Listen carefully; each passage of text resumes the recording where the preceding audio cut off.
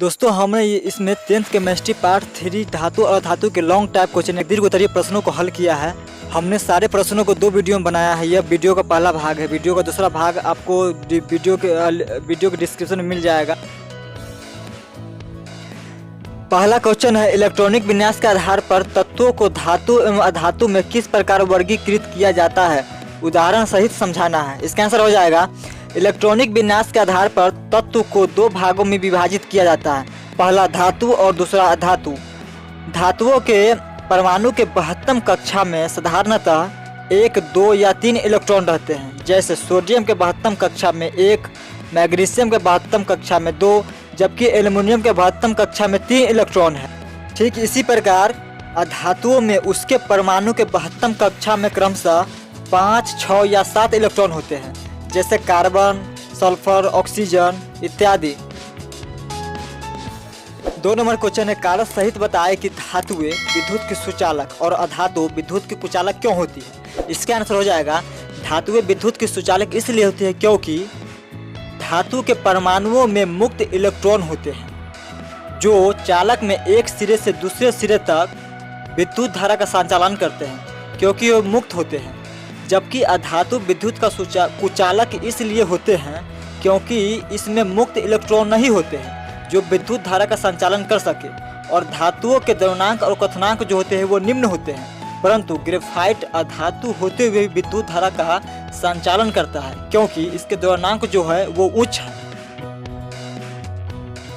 3 number question है, धातुओं के किन्हीं 3 गुण का उल्लेख करें। इसका आंसर हो जाएगा, धातु के 3 गुण निम्नलिखित है। पहला, धात्विक चमक। धातुओं में एक विशेष प्रकार का चमक पाया जाता है जिसे हम धात्विक चमक कहते हैं। दूसरा, द्रव्यनांक एवं क्वथनांक। धातु के द्रव्यनांक और क्वथनांक उच्च होते हैं लेकिन सोडियम एवं पोटेशियम अपवाद है।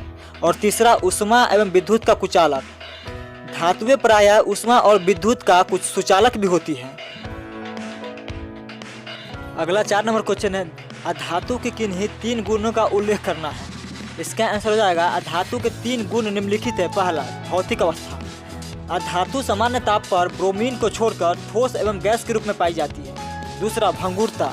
अधातु प्रायः भंगुर होती है, अतः इसे हम पीट कर चादर या तार नहीं बना सकते हैं। और तीसरा, चमक। अधातु में कोई विशेष चमक नहीं होती है लेकिन ग्रेफाइट अधातु होते हुए भी चमकीला होती है जो कि एक अपवाद है। 5 नंबर क्वेश्चन है, जस्ता कॉपर सल्फेट के विलयन से तांबा को विस्थापित कर देता है किंतु तांबा जिंक सल्फेट के विलयन से जस्ता को विस्थापित नहीं कर सकता, क्यों?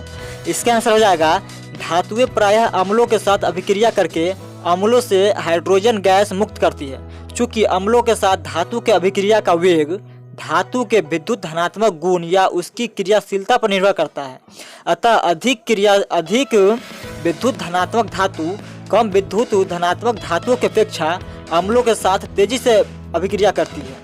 अतः हम कह सकते हैं कि क्रियाशील धातु अपने से कम क्रियाशील धातु के लवण के विलयन से कम क्रियाशील धातु को विस्थापित कर देती है। जब कॉपर सल्फेट के विलयन में जिंक के एक टुकड़े को डालते हैं तो कॉपर सल्फेट के विलयन का नीला रंग गायब होने के साथ साथ कॉपर की धातु की लाल परत जिंक धातु पर जम जाती है। क्योंकि विलयन के अंदर तांबा कम क्रियाशील होने के कारण कॉपर सल्फेट के विलयन से वह उसे विस्थापित नहीं कर सकता और वह स्वयं विस्थापित हो जाती है। 6 नंबर क्वेश्चन है, द्विधर्मी ऑक्साइड क्या है। द्विधर्मी ऑक्साइड के 2 उदाहरण देना है। इसका आंसर हो जाएगा, धातुओं के वे ऑक्साइड जो अम्लीय एवं भास्मिक दोनों गुण प्रदर्शित करते हैं द्विधर्मी ऑक्साइड कहलाते हैं, जैसे एल्युमिनियम ऑक्साइड एवं जिंक ऑक्साइड। इसके ऑक्साइड में अम्ल एवं भस्म दोनों के गुण होते हैं।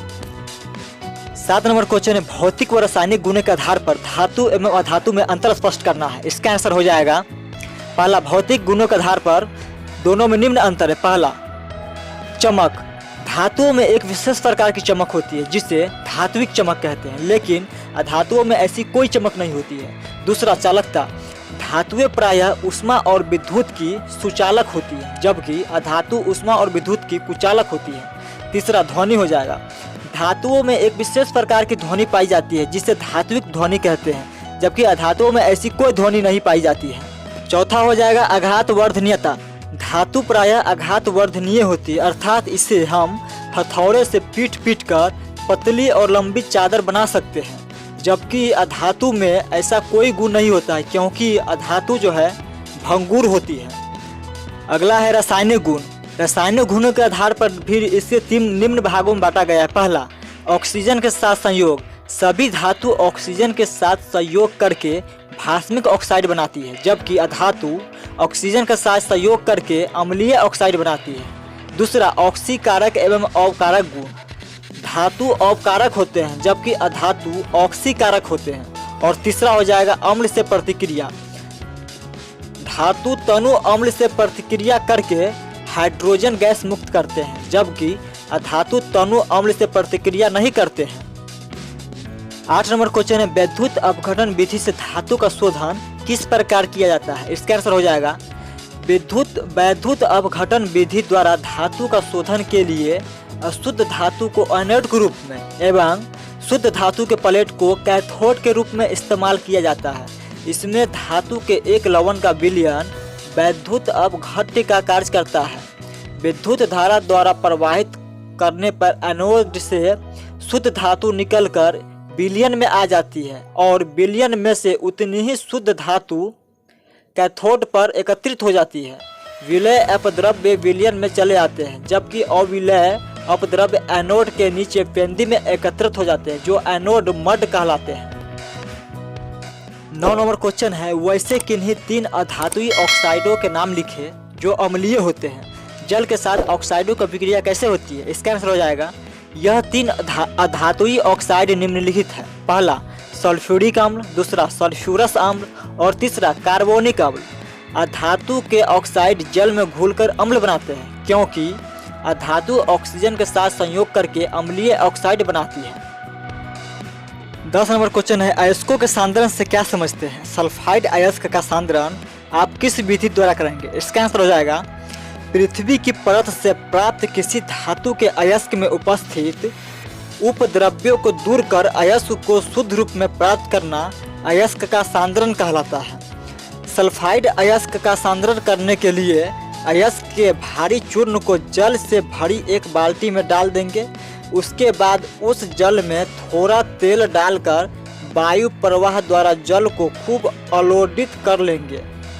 जब विलय अपद्रव्य जल में घुल जाएंगे और अयस्क से हल्के कण फेन के साथ जल की सतह पर आ जाएंगे तो उन्हें हम अलग कर लेंगे। उसके बाद फेन को समाप्त करने के लिए उसमें थोड़ा अम्ल मिला दिया जाएगा और फिर बाद में सांद्रित अयस्क को छानकर सुखा लिया जाएगा। इस तरह से हमारा अयस्क तैयार हो जाएगा।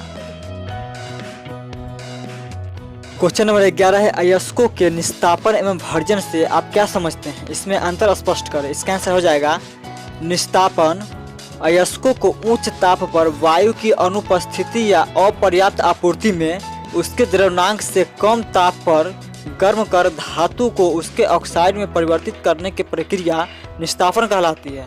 अगला हो जाएगा भर्जन।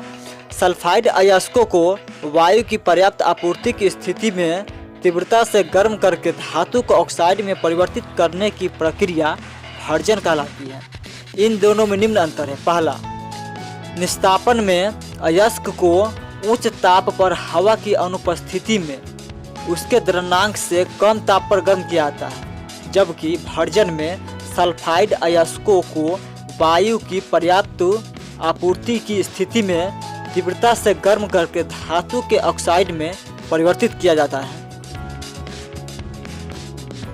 12 नंबर क्वेश्चन है, कारण बताना है। इसमें 4 पॉइंट दिया हुआ है। पहला है, सोना एवं चांदी का उपयोग आभूषण के निर्माण में क्यों किया जाता है? दूसरा है, सोडियम धातु को केरोसिन में डुबाकर क्यों रखा जाता है? तीसरा है, एल्युमिनियम के अधिक क्रियाशील होने के बावजूद इसका उपयोग बर्तन बनाने में क्यों किया जाता है? और चौथा है, मलिन पड़े तांबा के बर्तनों को नींबू या इमली के रस से साफ क्यों किया जाता है? चलिए इसका पहला पॉइंट देखते हैं। चूँकि सोना और चांदी आघातवर्धनीय एवं तन्य होती है और यह बहुत कम क्रियाशील धातु होती है और इसका संक्षारण भी नहीं होता है और साथ में चमकीला भी होती है, इसलिए इसका उपयोग आभूषण बनाने में किया जाता है। दूसरा है, सोडियम धातु को केरोसिन में डुबाकर क्यों रखा जाता है?